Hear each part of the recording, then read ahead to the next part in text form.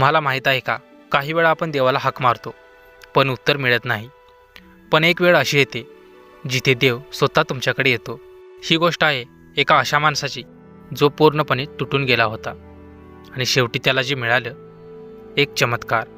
गावातला एक साधा माणूस होता. नाव होतं रमेश. रमेश खूप मेहनती होता, पण त्याच्या आयुष्यात एकच गोष्ट कायम होती, ती म्हणजे संकट. घरात पैसे नाहीत, आई आजारी आणि कामही बंद.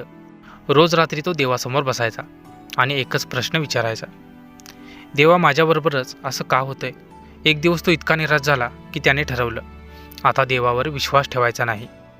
त्या रात्री तो देवळात गेला आणि म्हणाला, जर तू खराच असशील तर मला उद्या एक चिन्ह दाखव किंवा संकेत दे.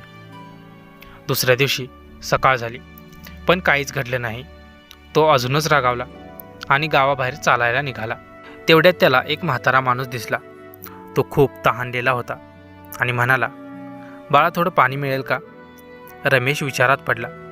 स्वतःकडे काहीच नव्हतं, पण तरीही त्याने आपली शेवटची पाण्याची बाटली त्या म्हाताऱ्याला दिली. म्हाताऱ्याने पाणी घेतलं आणि हसत म्हणाला, देव नेहमी मदत करतो, फक्त तो वेगळ्या रूपात येतो. इतकं बोलून तो म्हातारा अचानक गायब झाला. रमेश थक्क झाला. त्याला कालचं स्वतःचं वाक्य आठवलं, देवा, चिन्ह दाखव. आणि त्याला समजलं, देव त्याच्याकडे आला होता. त्या दिवसानंतर रमेशने कधीही देवावर शंका घेतली नाही, कारण त्याला कळलं होतं, देव नेहमी आपल्या जवळ असतो, फक्त आपण ओळखत नाही. जर तुम्हालाही कधी वाटलं असेल की देव तुमचं ऐकत नाही, तर ही गोष्ट लक्षात ठेवा, देव उत्तर देतो, पण आपल्या अपेक्षेप्रमाणे नाही. जय श्रीराम, जय हनुमान.